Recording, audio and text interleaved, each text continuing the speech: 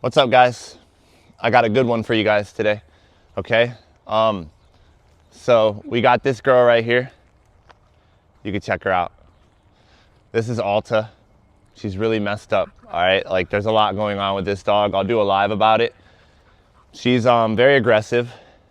A couple bites in her history, you know what I mean? She got a couple bites on her sleeve. This girl is a little bit of a menace, but I want to talk about some things. She went through another training program, okay? Your typical trainer threw an e-collar on the dog and essentially achieved nothing. The trainer achieved absolutely nothing, or probably made the dog worse, in my opinion, and the owners feel the same way. This happens a lot, all right? It's really stupid, but I asked the owners, I'm like, yeah, so like, what did the trainer have you do if she like blows up on anybody or just doesn't do a command? All right, so let's just use sit with no like blow up, no aggressive blow up. I mean, just classic sit command. E-collar's on, they tell her to sit, she doesn't sit, they tap the e-collar. Just like Ollie, just like her brother. Yeah, this is Ollie's sister, by the way. I haven't recorded Ollie at all, but I'll do a video with Ollie so you can see. But they tell her to sit. She doesn't sit. E-collar, tap, tap. If she doesn't do it, the trainer said go up 5. Go higher and higher and higher until she does it. And like the owner said, it's at this point, there's like, sometimes she doesn't even care, no matter how high it is. And I'm like, yeah, of course not. You know what I mean? We're training her to just take extreme pressure to do things. And that's ridiculous, guys. When she blows up, what do?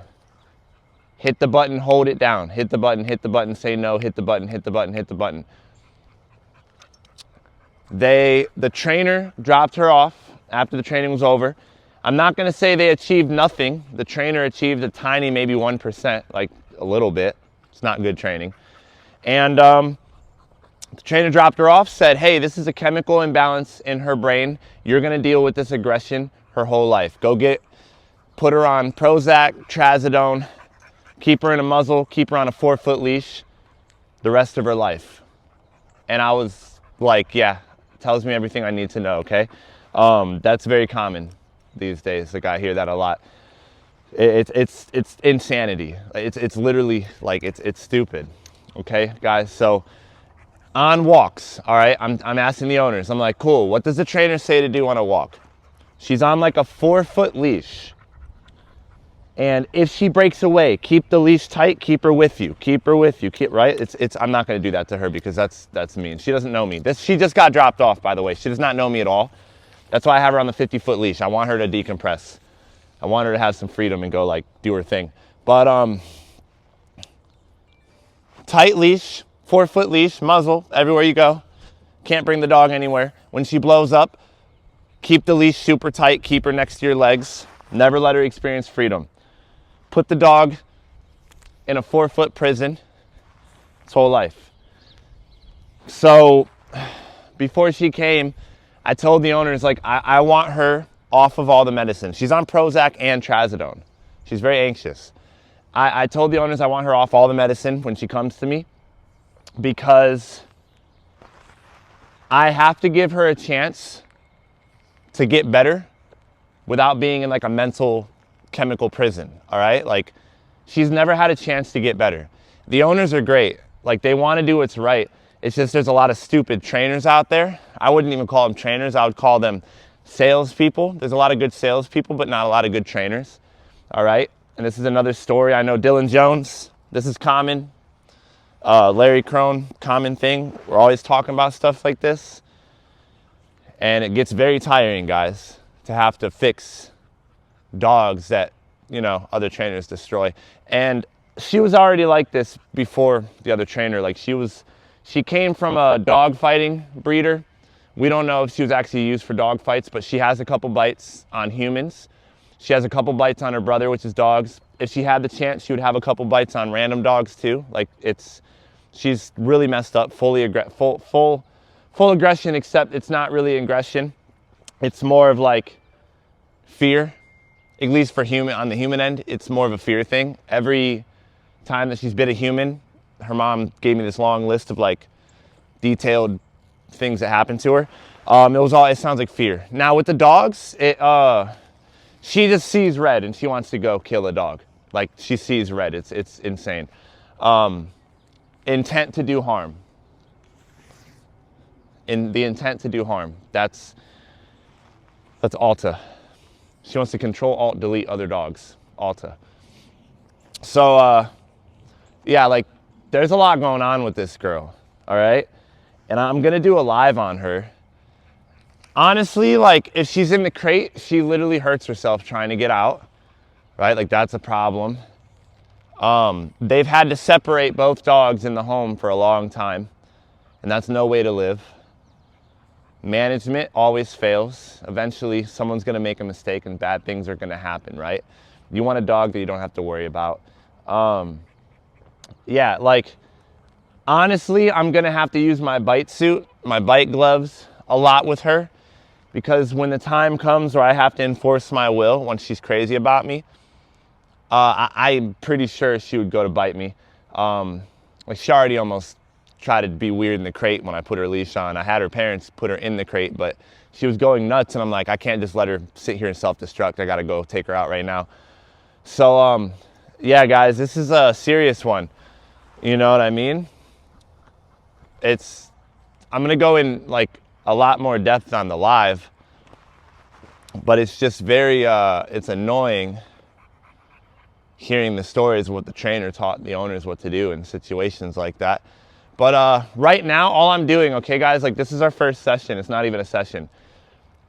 I don't start any dog on a leash that's like under 20 feet.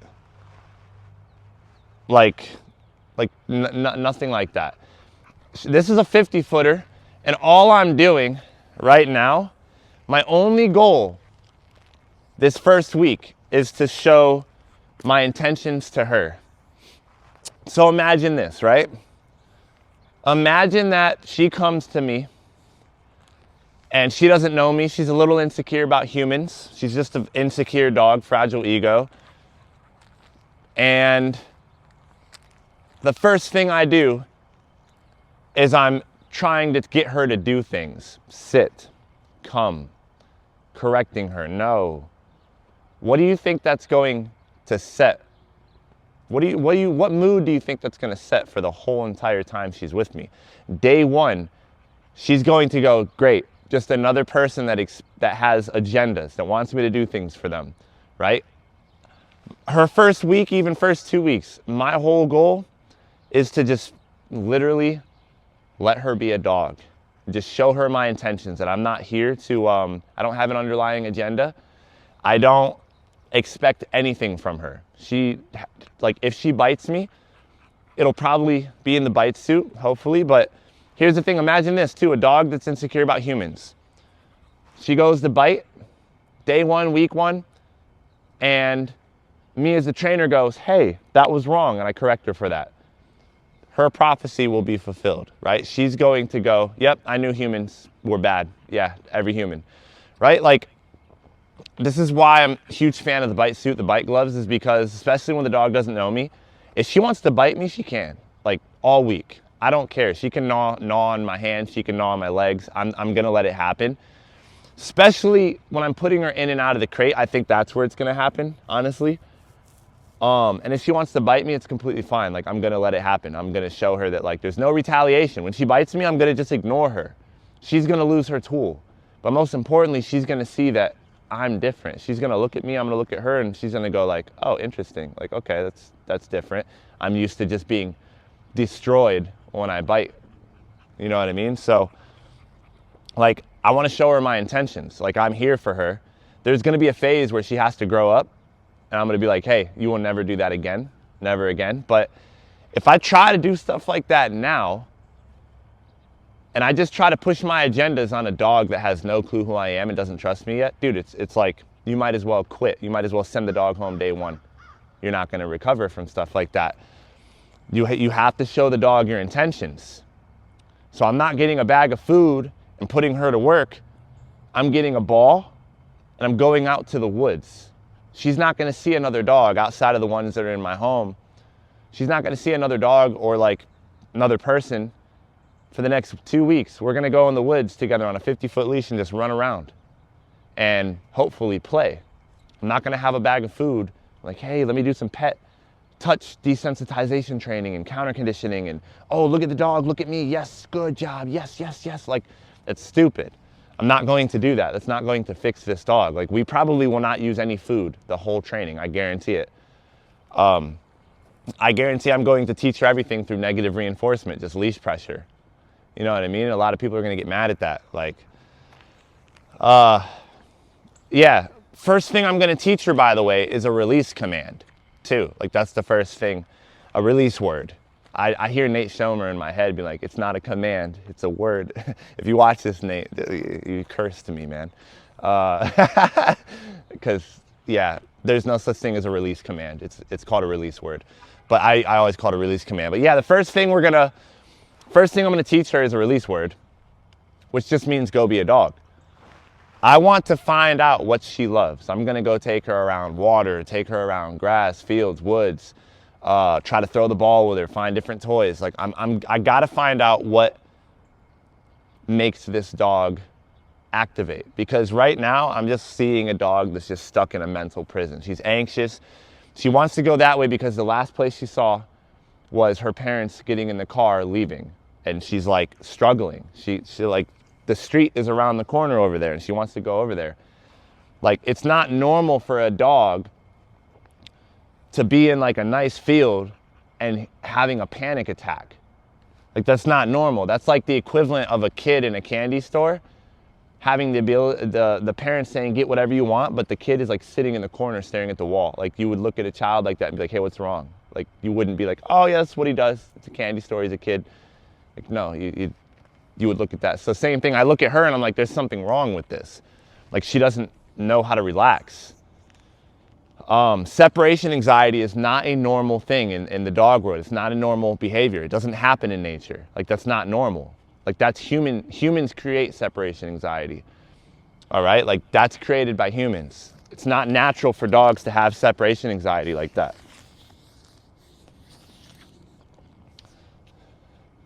But she's just very fixated on the road here. So we're gonna go walk her over here and we're just gonna hang out. I'm not gonna do a single command, guys. This might be a boring video, but if you know, or you might see me get bit because I don't have the bite suit on right now. And if she wants to turn and bite me out of nowhere, she can. And I'm gonna do nothing about it. But I hope it doesn't happen. I took a chance that I don't actually think it's true aggression. Although for other dogs, it very well may be true aggression. I label aggression as the intent to do harm.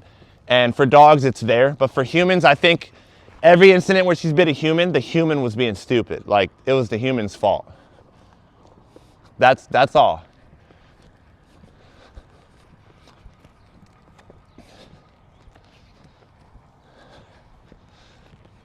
So I'm gonna start teaching her a release word right now. The way I like to associate an emotional connection to all my commands. Meaning, I want the release word, I want her to hear break and be like, that was sick, dude. I want her to run out of it. So all I'm going to do right now is I'm not gonna, like, I don't want her to see me as the person who takes stuff away from her, right? I'm gonna let her engage in the environment, but I'm gonna put it on a release word. So I'm not gonna put any pressure on the leash or anything right now, but all I'm going to do, hopefully she doesn't bite me, is I'm going to say the word and then I'm just gonna run. Try to get her to run around with me. Alta, break, go, go, go, go, go, go, go, come on, go. Yeah, she's not feeling that. She's like, I don't really know you, man. I'm gonna try to see what she's crazy about. Yeah, she's very focused on the road. This is kind of why I told my wife I wanted to go to a park, but I'm also like, I don't know how she's gonna do in the car right now. Like, I'm gonna have to buy a car crate for her. She's way too focused just like on where her parents last were. And I'm not getting the real dog right now. And again, it's like literally 30 minutes after, or like 15 minutes after her parents left. It's like literally day one, like just got dropped off. I just couldn't leave her in the crate watching her just hurt herself right now. So I needed to get her out and just decompress. I can't just leave her to sit in the crate like that. It's really bad.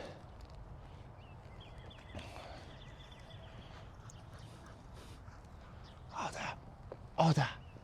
Hi. Oda. Hey. Oda. Hi, girl.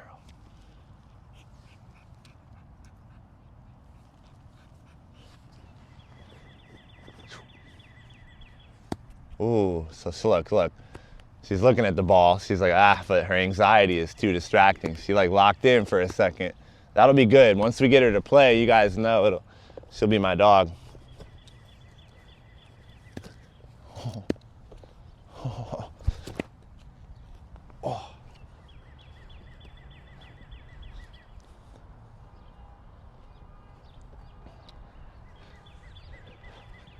Yeah, she's so focused on the street. Like, I gotta get her out of here. I have to get her out of this environment.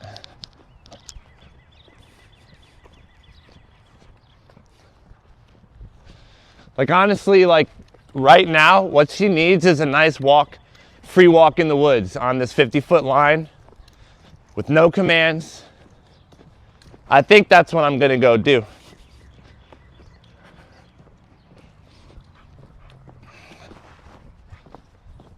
She just needs a nice walk in the woods.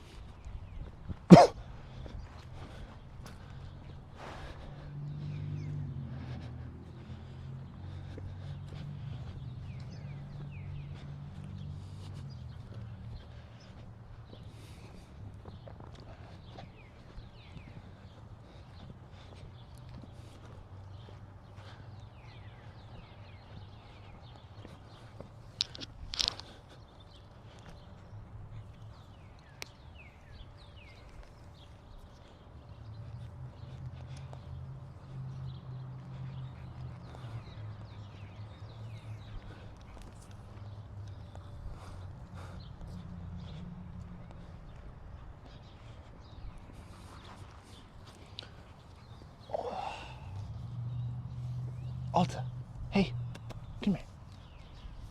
Come here, girl. Hi.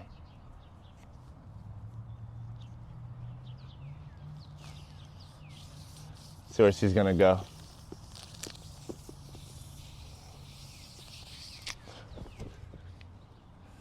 Yeah, she's really nuts, guys. Like, we're super far away from where her parents last were, and she's like, all she wants to do is go back. Like, she's really messed up. Like, she's struggling really bad right now, guys. Like, this is a dog that is struggling. Like, it's a mental prison.